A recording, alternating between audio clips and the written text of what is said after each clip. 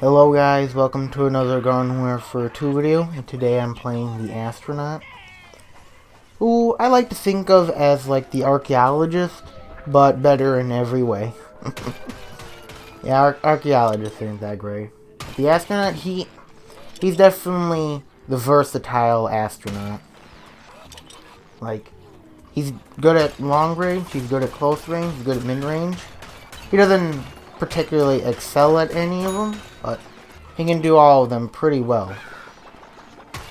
Like, most people don't really like him. People would rather play like computer scientists if they have them, marine biologists, chemists, and the astronaut is just very underrated.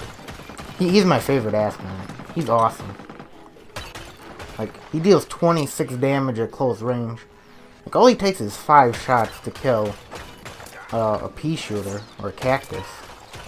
That's really good, especially since they buffed him multiple times. Like in Garden Warfare 1, he got buffed, and then in Garden Warfare 2, I think he got buffed like twice. He got an ammo buff and a damage buff, which really made this character a real beast. Surprised I don't see more people playing the Astronaut, but yeah, I guess people just like playing the marine biologist, chemist, computer scientist more than this guy. But yeah, Astronaut, I love this guy. Oh, and I know in a previous video I said that I actually used the heal beam with my Astronaut and paleontologist, but recently I actually been using the heal station, and I don't think I'm going to go back to the heal beam. Heal station is just way better. Like, if you're like facing like a BBQ corn, like, and you just place down your healing station, like that gives you such a huge advantage. Like, BBQ corn's main way of dealing damage is his damage over time, and the healing station just instantly gets rid of that. So the only damage he's dealing is weak direct damage, and plus you're getting healed at the same time, so really, you should have no trouble with a BBQ corn. It really gives you an edge over elemental variants. Except electric variants. Electropy.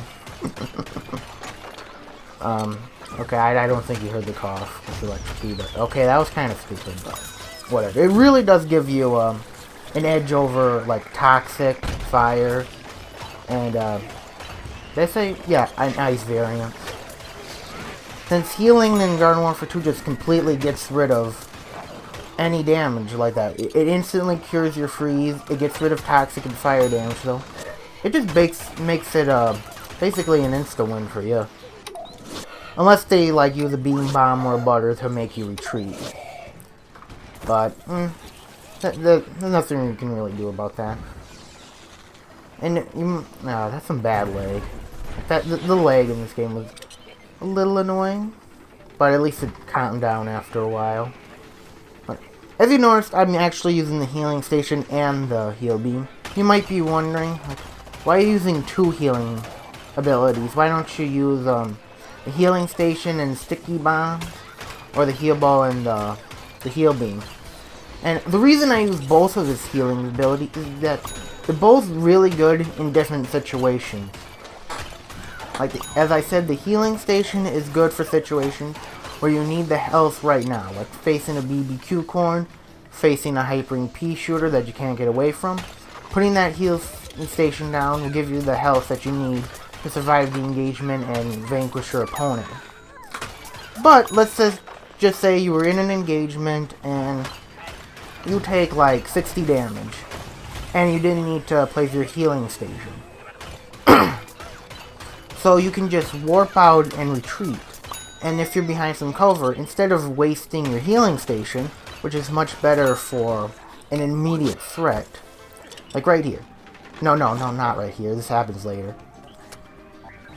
You can use your heal ball to get some health that you wouldn't need to use anyway. Like, you no threat, just use your heal bomb and don't have to waste your healing station for it. Yeah, the healing station and heal ball really work in sync together. Both great at different jobs. Okay, here's the example. See? I took some damage. I don't need to use my healing station since I'm in cover. And I can just use my healing ball. It's perfect. And plus I can just give my teammates a healing ball if they need it. So, definitely the healing station and heal ball loadout is kind of selfish, but to be perfectly honest, I don't really trust my teammates. I would rather give myself the extra survivability than rely on my teammates. I don't really trust them to do better, but that's just selfish, for sure. But really, I'm not sure why Pobcat didn't give the scientists a healing beam in Garden Warfare 1. I don't know why they thought the healing station would be good enough to heal your teammates, but in all honesty, all your teammates did was just walk away from it. Like, I'm sure they didn't do that on purpose. Like, they just didn't see it. Like, I've done that myself. Just, scientists dropped me a healing station, and I would have just walked away from it if they didn't shoot at me to get my attention. So, I don't know how many healing stations I just dirt my way from, because I just didn't see it.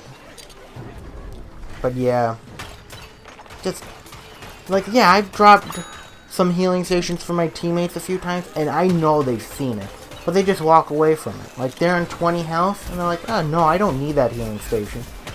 I'm on 20 health, and that's plenty, even though I'll die to the first shot I take. Like, really? I'm healing you, and you're just gonna go away from it? Like, alright, man. You're suicidal. So, yeah, I don't really know why Pocket did that, but at least in Garden Warfare 2 they realized that the scientists need a heal beam to be the healing role that they wanted to. Oh, I'm not sure why that Dr. Toxic shot at me. I thought it was an enemy team and I got all paranoid. Maybe he just wanted some healing because it was low on health. But I hate when my teammates just randomly shoot at me. It always makes me paranoid, like, what's shooting at me? Is that an enemy? Like, oh no, it's just my teammate. Like, why are you shooting at me? Like, you don't need to do that. Like, sometimes they shoot at me to get my attention. Like, sometimes, like, they're really mad at me. Like one time, I played against this one dude, and I made him really salty. And the next game, we were both on the same team, and every time he saw me, he would come up to me and start shooting at me. And I know he was mad at me because he actually had a mic and he was like, fuck you, dude. Like, fuck you, you stupid piece of shit. Like, oh my god, dude, chill. Like, wow. He was so mad at me. Like, come on, dude. Just chill, it's just a game. I don't know why people act like that. Just so weird. Oh, and one time, another time, I was playing engineer and I got to a teleporter first, and he was really mad that I was actually putting up the teleporter. Like, I'm just putting up the teleporter. Like, the world doesn't revolve around you. Like I know sometimes it's a little annoying for another engineer to always get the teleporter first, but like, it's not the end of the world if you don't get to the teleporter. Like, yeah, and he just spammed all his abilities at me like that was my teleporter. And then later, I actually just gave him the teleporter because he's just so mad. And then he got all happy. Like, alright, man. Like, if you really wanted the teleporter that bad, fine. You could have it. Like, that was just weird. Some players are just weird like that. I mean, whatever. But I'm not perfect myself. Like, I get frustrated at some players myself. Like in the minigame of the Great White North, some dude glitched through the wall and started killing people even though you couldn't shoot them back. Oh, that got me all salty. Like, I really, really wanted to send him a salty message, but I'm not the person to send people salty message or hate mail. Like, I call it hate mail. Like, I don't really send people that. Like, it just makes you look kind of pathetic. Like, getting all mad and that shit. Like, I get that quite a bit, but honestly, I haven't got any hate messages in quite a while. Like, the last one I got was, like, in early January. It was basically this dude just accusing me of being a hacker. Like, you killed me, man. You hacks. You hacks, man. Like, he thought he was invincible because he was playing Electro Citron, but default foot soldier, he was no match for him. Like, but yeah, I get mad sometimes too. Like, what's something that I got mad at? Like, oh my god, like a few days ago, like there was this whole team of nothing but chompers. There were 5 chompers in the same lobby. Oh, that was insta rage quit right there. It was really annoying. Oh, and the next lobby I joined wasn't that much better either. It was Rose and Electro Pea Shooter spam. So that was fun. First I was playing an imp and then like, Rose spam plus Electro Peas? Yeah, imps aren't viable. So I switched to a Sky Trooper, and we managed to barely defend that game. That lobby was just cancerous at first. It became better later, but when the Rose spam and Electro Peas decided to take a break, I cannot stand Rose spam and Electro Peas. Like, a Rose or 2 is fine, but when they start getting spammed, they're just so frustrating.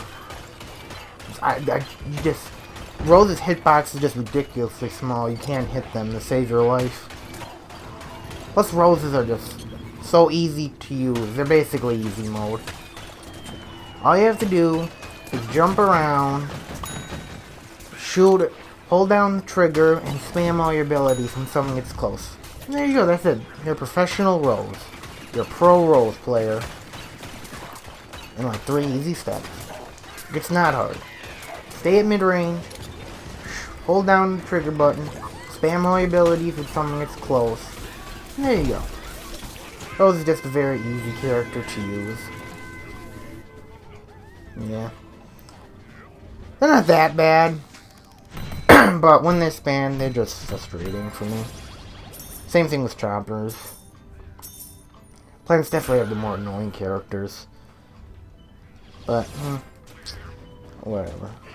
So, here's an Astronaut video I liked. This replay is actually a little bit old, like 2.5 weeks old. But I've been neglecting to upload it, but... Astronaut, he's quite a powerful character. So, I hope you guys liked the video, and I hope to see you in the next one. Goodbye.